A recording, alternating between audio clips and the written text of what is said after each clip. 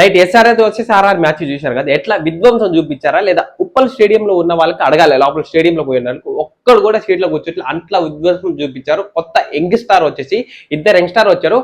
Main గా first golden choice వచ్చింది వాళ్ళకి ఆపర్చునిటీ. ఆ గోల్డెన్ ఛాయిస్ అయితే బెస్ట్ గా యూజ్ చేసుకున్నారు యంగ్ స్టార్ వచ్చేసి.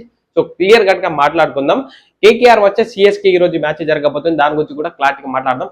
హై గైస్, నా పేరు సుమన్, వెల్కమ్ బ్యాక్ టు షెండెక్స్ ఛానల్. కొత్తగా వచ్చేటప్పుడు మన ఛానల్ సబ్స్క్రైబ్ చేసుకోండి మామ. ఐపీఎల్ అప్డేట్ కోసం తప్పనిసరిగా సబ్స్క్రైబ్ చేసుకోవాల్సిందే, ఎందుకంటే క్లియర్ గా మీకు అర్థమవుతుంది. క్లారిటీగా చెప్తా. మ్యాచ్ లో మిస్ అయిన వాళ్ళు చాలా మంది ఉంటారు, సో వాళ్ళకి ఇది అయితే పక్కా పనికి వస్తుంది. మిస్ కాని వాళ్ళకి కూడా బాగానే ఉంటుంది, సో జాగ్రత్త వినండి. ఈ రోజు మన యంగ్స్టార్ ఎస్ఆర్హెచ్ నుంచి యంగ్స్టార్ ని ఇద్దరిని అయితే తీసుకొచ్చారు, అది కూడా ప్రఫుల్ హుసేన్. వీళ్ళైతే రికార్డ్ సృష్టించారు మామ. రికార్డ్ అంటే రికార్డు. మన ప్రఫుల్ వచ్చేసి ఫస్ట్ ఓవర్లోనే 3 వికెట్లు తీసుకున్నాం మామ, అది వేరే లెవెల్. వీళ్ళ స్కోర్ చూస్తే ఏంటంటే ఫస్ట్ 1.4 బోర్ కి 3 పవర్ ప్లేయర్ మొత్తానికి వారు వన్ సైడ్ అయిపోయింది. మొత్తానికి మన ఆర్సీబీ హేటర్స్ అయితే కింద కామెంట్ ఏం చేస్తున్నారంటే 49 కిందనే అవుట్ చేయండి రా, మేము ఇజ్జత్ తో వస్తున్నాం, మా ఇజ్జత్ తీస్తున్నారు, ఇలా చేయండి అన్నట్టు చేశారు. కానీ అది కొంచెం తారుమారు అయిపోయింది. కానీ ప్రఫుల్ వేసిన బౌలింగ్ అయితే వేరే లెవెల్. ఆ యార్కర్లు వేయడం ఏంది, ఆ బౌన్సర్లు వేయడం ఏంది, ఆ వికెట్లు తీసుకోవడం ఏంది, ఆ స్కోర్లు ఆపడం ఏంది, మొత్తానికైతే 4 వికెట్లు తీసుకున్నారు ప్రఫుల్. ఫస్ట్ ఓవర్లో అయితే 3, తర్వాత నెక్స్ట్ ఓవర్లో అయితే 1. ఫస్ట్ ఎవరైతే మెయిన్ ఆర్ఆర్ బ్యాటర్ వచ్చేసి మన సూర్య వైభవ్ అయితే డక్అవుట్ చేశారు మామ. నేను ఇంత ముందు వీడియోలో చెప్పా ఏంటంటే అభిషేక్ శర్మ ఎక్కువ స్కోర్ చేస్తాడా లేకపోతే సూర్య వైభవ్ ఎక్కువ స్కోర్ చేస్తారా కామెంట్ చేయండి, తక్కువ బాల్ ఎక్కువ ఎవరు స్కోర్ చేస్తారో కామెంట్ చేయండి అని కూడా చెప్పాను. కానీ వీళ్ళిద్దరు ఇట్లా అయిపోయింది. ఇటు చూస్తేమో అభిషేక్ శర్మ డక్అవుట్, ఇటు చూస్తేమో మన వైభవ్ డక్అవుట్. మొత్తానికి ప్రఫుల్ అయితే డేంజర్ బౌలర్ గా మారి వైభవ్ ని అవుట్ చేశాడు. దాని తర్వాత జురేల్ ని అవుట్ చేశాడు. దాని తర్వాత పిటోరియల్, తర్వాత ఆర్ఆర్ కెప్టెన్ వచ్చేసి మన పరాగ్ ని కూడా అవుట్ చేశాడు. మంచి బ్యాటర్ని అయితే మన ప్రఫుల్ వచ్చేసి మొత్తానికి అయితే మట్టి బాల్ చేసి పడిచాడు. మంచి బౌలర్ కదా, ఇలాంటి బౌలరే కావాల్సింది కదా మన ఆర్సీబీకి, మన ఎస్ఆర్హెచ్ కి ఇలాంటి బౌలర్సే కావాలి. ఇలాంటి బౌలర్స్ ని ఎక్కడెక్కడ ఉన్నారో తీసుకోరండి. మన బౌలర్సే తక్కువ అవుతున్నారు. బ్యాటర్స్ మన ఆల్మోస్ట్ 200, 250 అట్లా చేస్తున్నారు. కానీ బౌలర్స్ లేని వల్ల కుక్కను కొట్టినట్టు కొడతారు, వేరే బ్యాట్మెన్ కూడా కుక్కను కొట్టినట్టు కొడతారు. ఇలా మెయిన్ బౌలర్స్ ఇప్పుడైతే వచ్చారు, 2 బౌలర్స్ వచ్చారు. ఇంకొక 2-3 బౌలర్స్, ఇంకా 2 బౌలర్స్ ఉంటే ఆల్మోస్ట్ సెట్ అయిపోతుంది. ఇంకా కాటరమ్మ కొడుకులకి ఇక తిరుగులేదు, ఆపేటోళ్ళే ఉంటారు. మిగతా అన్ని మ్యాచ్ మనదే. ఇక నుంచి మంచి లైఫ్ ఉండబోతుంది ఎస్ఆర్హెచ్ అని నేను అనుకుంటున్నా. మీరు అనుకుంటే కింద కామెంట్ చేయండి.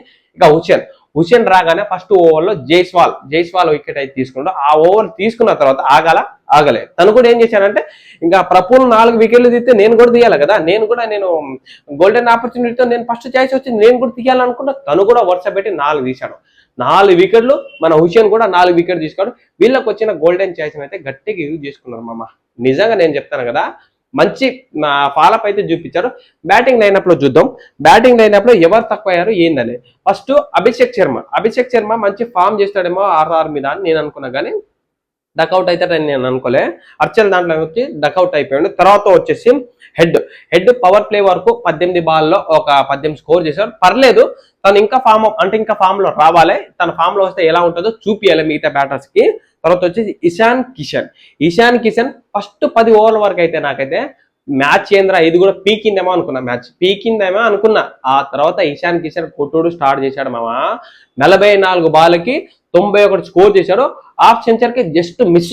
ఇంకో 2 బాల్ ఉంటే ఇంకో 2 బాల్ ఉంటే సెంచరీ కూడా చేసింది. సెంచరీకి జస్ట్ మిస్. 44 బాల్కి 91 స్కోర్ చేశాడు. కుక్కను కొట్టాడు. కాటరమ్మ కొడుకులు ఇక్కడి నుంచే స్టార్ట్ అవుతారు. తర్వాత వచ్చేసి క్లాసన్ ఏమైనా తక్కువ అనుకున్నావా? 26 బాల్కి 40 స్కోర్ కొట్టాడు. తను కూడా మంచి ఫామ్ అప్. క్లాసను చూసిన ప్రతి మ్యాచ్ లో హాఫ్ సెంచరీకి దగ్గర హాఫ్ సెంచరీ అయితే మాక్సిమం క్రాస్ చేస్తున్నాడు. మంచి నాకు ఆడుతున్నాడు క్లాసన్. దాన్ని తగ్గట్టు ఆడుతున్నాడు. అంటే ఎస్ఆర్హెచ్ కి ఇలాంటి బ్యాటర్స్ కావాలరా, ఇలాంటి వాళ్ళని వదులుకోలేకపోతున్నాం అనేది క్లాసన్ చూసి నేర్చుకోవచ్చు. తర్వాత వచ్చేసి నితీష్ రెడ్డి కూడా బౌలింగ్ మంచి ఫామ్ అప్ చేశాడు.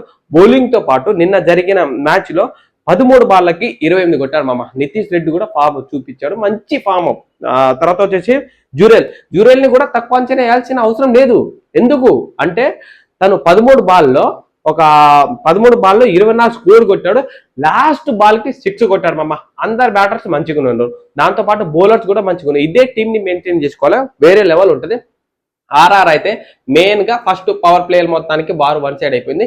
ఆర్ఆర్ మీద మన ఎస్ఆర్హెచ్ మీద అయితే ఆర్ఆర్ చిత్తుగా ఓడిపోయింది. ఎట్లా అంటే 159 స్కోరు. మన ఎస్ఆర్హెచ్ వచ్చేసి 116 స్కోరు, 6 వికెట్ అయితే మన 159 కి ఆర్ఆర్ వచ్చి చాలా అవుట్ అయిపోయింది. మొత్తానికి లీడర్ బోర్డ్ లో టాప్ లో ఉన్న ఆర్ఆర్కి అయితే మన ఎస్ఆర్హెచ్ వచ్చేసి మట్టి కలిపి పడేసింది. మట్టి కలిపి పడేసింది అంటే ఘోరమైన మట్టి కలిపి పడేసింది. సో చూద్దాం ఫర్దర్ గా నెక్స్ట్ మ్యాచ్ ఎలా జరుగుతుందో ఏందో మాట్లాడదాం. ఇక నెక్స్ట్ వచ్చేసి కేకేఆర్ వచ్చి సిఎస్కే మ్యాచ్ జరగబోతుంది ఈ రోజు. అది కూడా మన చెపక్ లో జరగబోతుంది. సిఎస్కే వచ్చేసి కేకేఆర్ ఎన్ని మ్యాచ్లు ఆడగలిగింది, ఆల్మోస్ట్ ఒక 31 మ్యాచెస్ ఆడితే సిఎస్కే వచ్చేసి 30 ఉంది. తర్వాత కేకేఆర్ వచ్చి 11 మ్యాచెస్, అది కూడా చెపక్ లో ఒక 12 మ్యాచ్ ఆడారు. ఆ 12 మ్యాచ్ లో వచ్చేసి మన సిఎస్కే వచ్చేసి మన 8 మ్యాచ్ గెలిస్తే కేకేఆర్ వచ్చేసి 11 మ్యాచ్ గెలిచారు. చెపక్ లో వచ్చేసి మంచి స్టేడియం ఉండబోతుంది. దాంట్లో 200 ప్లస్ చేయాలి స్కోరు. ప్లస్ చేస్తే మాక్సిమం గెలిచే అవకాశం ఉంది. టాస్ ఎవరు పడుతుందో వాళ్ళు మాక్సిమం చేజింగే తీసుకుంటారు మామ. చూద్దాం, అది ఒక మంచి బ్యాటర్ పిచ్. అది బ్యాటర్ పిచ్ అయితే వేరే లెవెల్ ఉంటుంది. చూద్దాం. దాంట్లోకి ఇంకొక చిన్న టాక్ ఏంటంటే ధోని ఈ మ్యాచ్ లో ఆడతారంట. అది ఎంతవరకు కరెక్ట్ అవుతుందా రాంగ్ అయితే తెలియదు. నిన్న చూసిన రీసెంట్ గా ఒక 2-3 డేస్ బ్యాక్ చూసిన అయితే ప్రాక్టీస్ లో అయితే ఇరగమరగ కొడుతున్నాడు. ఇది చూస్తే కేకేఆర్ వైపు ఏమో ప్రతి రాణా కూడా వస్తారంట. ప్రతి రాణా కూడా యాడ్ అయ్యే అవకాశం ఉంది. మాక్సిమం యాడ్ అవుతారు, 100% ప్రతి రాణా అయితే యాడ్ అవుతారు. ధోని గురించి అయితే 50-50 అది ప్రాక్టీస్ మ్యాచ్ లో చూపారు.